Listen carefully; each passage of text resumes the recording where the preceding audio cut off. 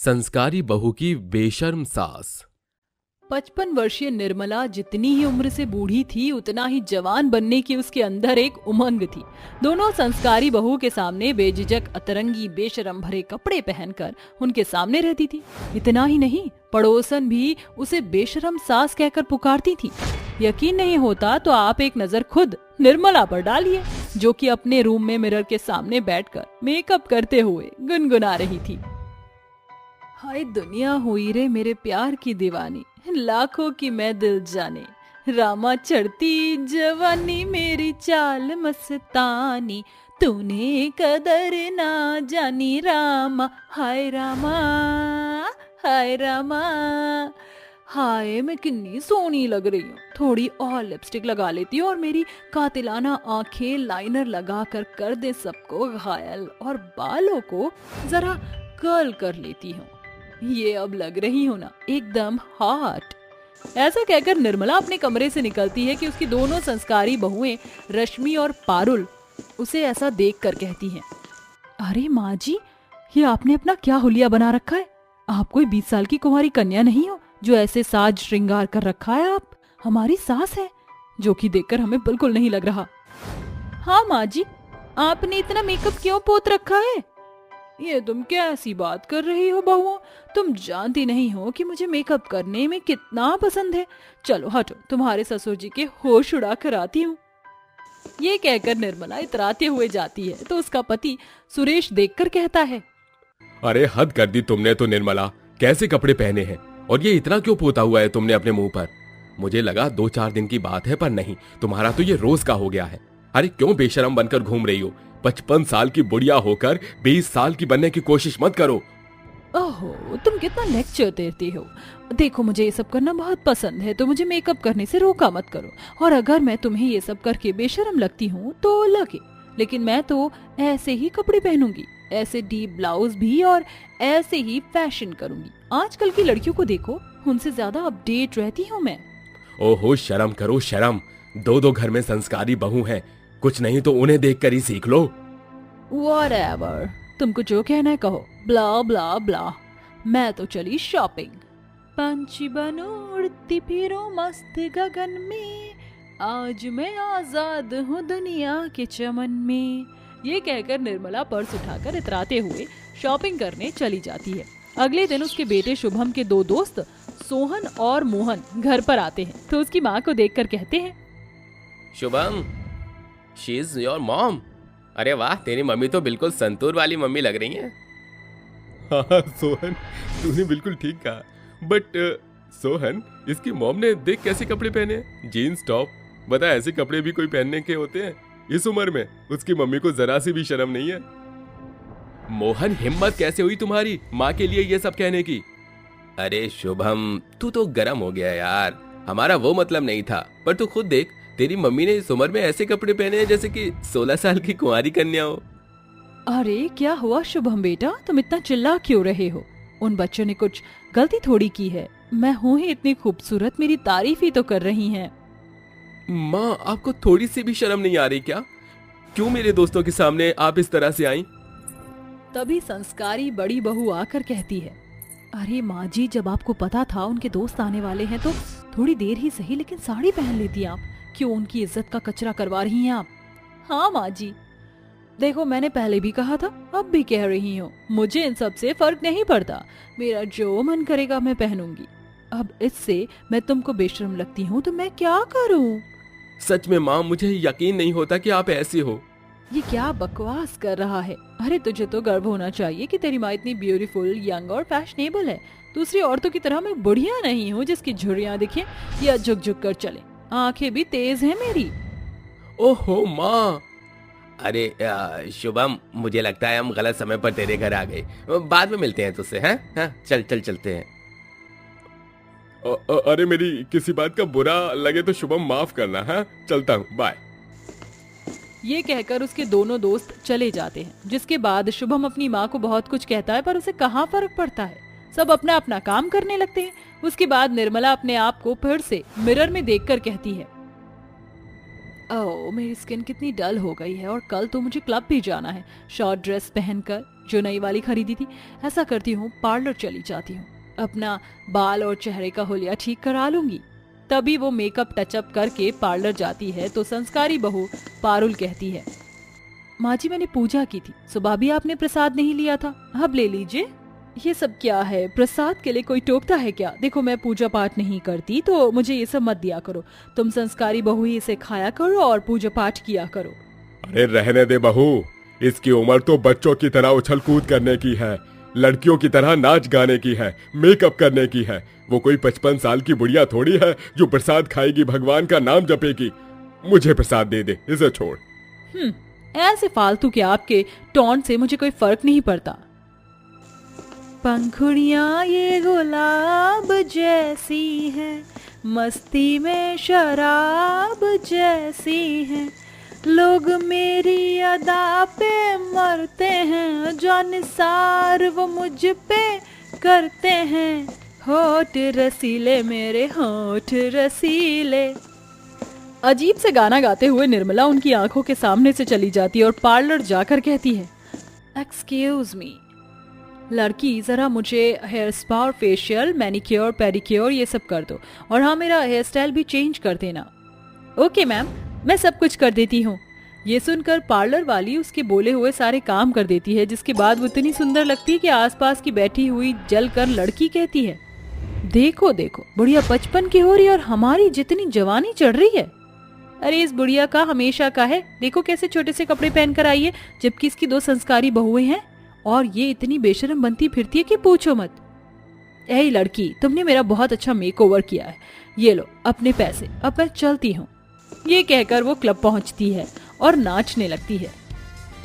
नशा चढ़ा जो शरीफी का, उतार फेंका है, बेशरम रंग कहाँ देखा दुनिया वालों ने, हमें तो लूट लिया मिलके इश्क वालों ने। अरे ओहो, इस बुढ़िया को तो बड़ा खुमार चढ़ा है 55 की उम्र में, दिल बचपन का। अरे इसे किडनैप करते हैं, काफी पैसे मिल जाएंगे, वरना मजे तो लूट ही लेंगे। निर्मला नाच गा कर जब क्लब से बाहर निकलती है तो राजीव अपने एक दोस्त के साथ उसे पकड़कर जबरदस्ती गाड़ी में बिठा लेता है। तो निर्मला कहती, छोड़ो मुझे, छोड़ो, कहाँ ले जा रहे हो मुझे? शर्म नहीं आती? अपनी माँ समान बुढ़िया को तुमने ऐसे किडनैप कर लिया है। अच्छा तू बुढ़िया है, हमें तो कहीं से नहीं लगती। वैसे तो क्लब में फुदक फुदक के नाच रही थी बेशरम रंग पर, अब तुझे बुढ़िया बनने का शौक हो रहा है। चल हमारे साथ भी 2 पैग मार के ताता थैया कर ले। वैसे मैंने आज तक इतनी हसीन बुढ़िया कहीं नहीं देखी। मैंने कहा छोड़ो मुझे, छोड़ो, ये सब मेरे ऐसे कपड़े पहनने की वजह से हो रहा है। अरे हम तो तुझे छोड़ने वाले नहीं। तभी निर्मला चीखती चिल्लाती है। सामने से आते हुए उसके बेटे की नजर उस पर पड़ती है और कहता है, अरे ये तो माँ है, ये क्या उन्हें किसी ने किडनैप कर लिया? जरूर ये सब माँ के अजीब कपड़ों की वजह से हुआ होगा, पहले मैं उनको बचाता हूँ। तभी शुभम कार के शीशे तोड़कर उन गुंडों को बाहर निकालता है, उन्हें पीट पीट कर भगा देता है और फिर अपनी माँ को बचाकर घर ले आता है। और ये सब बात जब पूरे परिवार को पता चलती है तो सुरेश कहता है, अरे देख लिया तुम्हारी बेशर्मी वाली हरकतों का नतीजा। अगर आज मेरा बेटा तुम्हें नहीं बचाता तो क्या होता? ऐसे छोटे छोटे कपड़े पहनना तुम्हें शोभा नहीं देता। अजी मुझे माफ कर दीजिए, मेरे सर से फैशनेबल बनने का भूत उतर गया है। अब मैं ऐसा कुछ नहीं करूंगी, मैं तो अपनी बहू के साथ पूजा पाठ में ध्यान दूंगी। अच्छा हुआ माँ जी, आपने सही फैसला कर लिया वक्त रहते। इस तरह निर्मला को अकल आ जाती है और वो ये मोहमाया छोड़कर अपनी संस्कारी बहुओं की तरह संस्कारी कपड़े पहनकर पूजा पाठ में लग जाती है। फिर सब खुशी खुशी रहने लगते हैं। लीजा लंदन में पली बड़ी लड़की थी जिसने एक इंडियन लड़के रोहित से शादी कर ली। दोनों लंदन में एक साथ लिविंग रिलेशनशिप में रहे और इंडिया आकर उन्होंने शादी कर ली। दोनों ही बेहद खुश थे। साथ ही उसके साथ माया ने भी उसे अपना लिया था। हाँ, थोड़ी बहुत दिक्कत सास को बहू की भाषा समझने में हुई और बहू को हिंदू रीति रिवाज और सांस्कृतिक कपड़े पहनने में हुई, लेकिन वक्त के साथ धीरे धीरे सब एडजस्ट हो गया। एक शाम रोहित आकर अपनी माँ से कहता है, माँ, लीजा, मैंने एक नया प्रोजेक्ट लिया है जिसमें मैंने अपनी सेविंग के सारे पैसे यानी कि 5 लाख रुपए लगा दिए। बस भगवान की दया से मेरा ये प्रोजेक्ट सफल हो जाए तो इसके बाद सब अच्छा हो जाएगा। वाह Rohit, that's a great news. देखना सब अच्छा ही होगा, तुम्हारी मेहनत रंग लाएगी। बस ऐसे ही मेरा रोहित बेटा तरक्की करते रहे तो सब अच्छा हो जाएगा। पता है माँ, मैंने जो पैसे इन्वेस्ट किए हैं अगर उसका प्रॉफिट हो जाएगा तो हम नए घर में शिफ्ट हो जाएंगे। मैंने एक नया घर भी देख लिया है। वाओ, अब हमें छोटे से घर में नहीं रहना पड़ेगा। इतनी अच्छी खुशखबरी है रोहित। चलो ना बाहर पार्टी करने चलते हैं, बाहर ही डिनर करेंगे। मैं तो नूडल खाऊंगी। मुझे तो बेटा मलाई चाप खानी है, वो जो नॉनवेज जैसी लगती है पर होती नहीं है वो। अरे आज आप दोनों जो बोलोगे मैं वो खिलाऊंगा। तभी रोहित उन्हें डिनर के लिए रेस्टोरेंट ले जाता है। कुछ दिनों बाद रोहित को पता चलता है कि उसने जहां इतने सारे पैसे इन्वेस्ट किए थे वो एक फ्रॉड प्रोजेक्ट में किए थे, जिसका उसे ये खामियाजा भुगतना पड़ता है कि उसकी कंपनी पूरे तरीके से चौपट हो जाती है और वर्कर की वसूली के लिए उसे अपने घर भी बेचना पड़ता है, जिसके बाद उनकी आर्थिक स्थिति इतनी डावाडोल हो जाती है कि वह एक छोटी सी झोपड़ी में आकर रहने लगते हैं, जहां रोहित कुछ दिन काम की तलाश करता है। फिर उसे भारी बोरियों को उठाने के लिए एक गोदाम मिल जाता है। शाम को थक हार के जब रोहित घर आता है तो लीजा उसे पानी देते हुए कहती है, रोहित ये लीजिए पानी। क्या हुआ, आप बहुत थके थके लग रहे हैं, आपको काम मिला क्या? हाँ मिल गया, पूरे दिन आज वही काम कर रहा था। कौन सा काम मिला है बेटा, बता। एक गोदाम मिला है जहाँ हेल्पर की जरूरत है, तो मैं 15-20 किलो की बोरियों को उठाकर इधर से उधर रखता हूँ। What? आप भारी भारी बैग्स को उठाकर इधर उधर रखते हैं? हे भगवान, ये हमारी ऐसी गरीबी के दिन चल रहे हैं जो इतने अच्छे घर से इस झुग्गी में आ गए। इतने अच्छे कंपनी के मालिक होने के बाद आपकी मजदूरों जैसी दशा हो गई। मुझे सब कुछ मंजूर है लीजा, पर तुम लोगों को तकलीफ में नहीं देख सकता। तुम्हारी और माँ के लिए ये सब तो करना ही होगा। पर आप इतना दर्द क्यों सह रहे हैं? आपको किसी कंपनी में काम क्यों नहीं मिल रहा? क्योंकि सभी कंपनियां जानती हैं कि मैंने फ्रॉड प्रोजेक्ट में इन्वेस्ट किया, इसलिए वो मुझे अपनी कंपनी में शामिल नहीं करना चाहते। उन्होंने मुझे ये बोला कि एक पियून के रूप में भी नहीं रखना चाहते। मैं बहुत बुरी किस्मत वाला हूँ लीजा। बेटा, वक्त बुरा चल रहा है इसका मतलब ये नहीं कि तू बुरा है। एक ना एक दिन सब कुछ ठीक हो जाएगा। कीड़े पड़े उस फ्रॉड वाले को जिसने मेरे बेटे को परेशान किया है। ऐसा कहकर रोहित उस गोदाम में भारी भारी बोरियां उठाकर परिश्रम करता है। कुछ समय बाद उसे पगार मिलती है, जो कि उसके घर वालों के लिए 2 वक्त की रोटी के लिए बहुत ही कम थी। बेचारी लीजा एक विदेशी तौर तरीके से रहने वाली एक गरीब जिंदगी जीती है। चूल्हे पर सास से पूछ पूछ कर खाना बनाती है। एक दिन लीजा अपनी सास के लिए बचे कुचे राशन से खाना बना देती है और अपनी सास को खिला देती है। तभी माया कहती है, बहू तूने तो खाना खाया ही नहीं, आजा खाना खा ले। माँ जी मैं खाना खा लूंगी, आप फिक्र ना करें। ये कहकर लीजा पीट करके चूल्हे के पास रात की सूखी हुई रोटी खाती है, जिसमें से कड़क कड़क आवाज बनती है तो उससे कटती भी नहीं। ये देखकर सास की आंखों में आंसू आ जाते हैं और वह कहती है, बेचारी मेरी अंग्रेजन बाहर विदेश में कितने प्यार से पली बड़ी होगी और यहाँ हमारे घर में गरीबी के दलदल में ऐसी फंसी है कि पापड़ जैसी रोटियों को जबरदस्ती काट काट कर मुझसे छुपा कर खा रही है।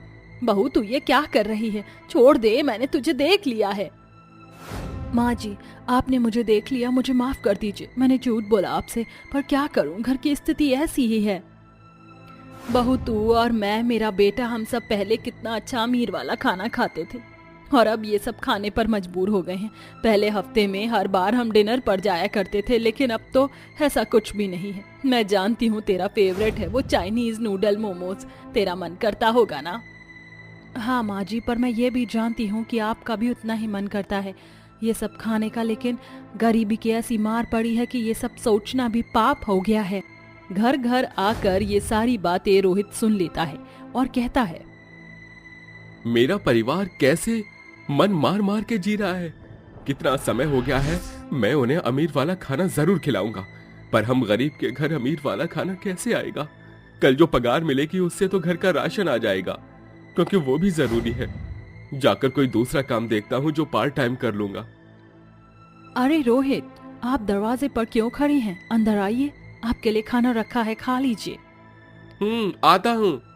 ये कहकर रोहित खाना खा लेता है। अगले दिन गोदाम का काम खत्म करने के बाद जब वह दूसरा काम ढूंढने जाता है तो देखता है 2 गुंडे एक दुल्हन बनी लड़की के सर पर बंदूक रखकर उससे जबरदस्ती कार में बिठाते हैं। ऐसा होता हुआ रोहित देखकर कहता है, ये तो एक दुल्हन को किडनैप कर रहे हैं, मुझे इसे बचाना होगा। रोहित उस कार का ऑटो में बैठकर पीछा करने लगता है और उस गुंडों के अड्डे पर पहुंचकर चुपके चुपके आगे बढ़ता है। छोड़ो मुझे, छोड़ो, कहाँ ले जा रहे हो? मुझे जाने दो, आज मेरी शादी है। अरे तो क्या हुआ, आज हमारे साथ शादी कर ले। वो गुंडे उसे चेयर पर बांधने वाले होते हैं। इतने में रोहित एक बड़ा सा डंडा लेकर उन दोनों को धड़ाधड़ मारने लगता है, जिसमें उन गुंडों से हाथापाई में उसके भी कुछ चोट लग जाती है। फिर दुल्हन को बचाकर उसकी शादी के मंडप की ओर जाता है और वहां पहुंचकर कहता है, आप ठीक तो हैं? मैं ठीक हूँ, पर आपको बहुत खून बह रहा है। मुझे मेरी शादी के मंडप तक पहुंचाने के लिए आपका बहुत बहुत शुक्रिया। आप रुकिए। पापा जल्दी आइए, देखिए इनकी बहुत चोट लग रही है, प्लीज डॉक्टर को बुला दीजिए। अरे मेरी बच्ची, मेरी सुहानी आ गई। मेरी तो उम्मीद ही टूट गई थी कि तू वापस आएगी। अच्छा हुआ बेटा तुमने मेरा बेटी को बचा लिया, वरना आज उसकी शादी टूटते टूटते रह जाती। बताओ तुम्हें क्या चाहिए, मैं तुम्हें मुंह मांगी कीमत दूंगा। अरे नहीं अंकल, किसी की जान की भी कोई भला कीमत होती है। लेकिन हाँ, मेरा परिवार काफी भूखा है, काफी समय से उन्होंने कुछ अच्छा खाना नहीं खाया। अगर आप इतनी सी मेहरबानी कर देते तो अच्छा होता। अरे बस इतनी सी बात बेटा, मैं तुम्हारे पूरे परिवार को इस शादी में अमीर वाला खाना खाने के लिए इनवाइट करता हूँ। पहले अंदर चलो, मैं डॉक्टर को बुलाता हूँ। शुक्रिया अंकल जी। तभी विनोद रोहित को बैंक्वेट के कमरे में उसे लिटा देता है, जहां डॉक्टर आकर उसे दवाई देता है। फिर रोहित अपनी माँ और पत्नी को उस शादी में ले आता है, जहां उसका पूरा परिवार भरपेट अमीर वाला खाना खाता है। अरे वाह, बड़े दिनों बाद इतना अच्छा अमीर वाला खाना खाने को मिला है। बिल्कुल माँ जी, it's so yummy. I love Afghani momos and shahi tukda. खाइए खाइए, जी भर के खाइए, बल्कि आप घर भी ले जाना आपने। इस तरह वह अमीर खाना खाते हैं और अगले दिन पुलिस उस फ्रॉड को पकड़ लेती है जिसने रोहित से पैसे ऐंठे थे। पैसे वापस मिल जाने पर रोहित वापस अपने घर और कंपनी में लौट आता है और अपने परिवार के साथ खुशी खुशी रहने लगता है।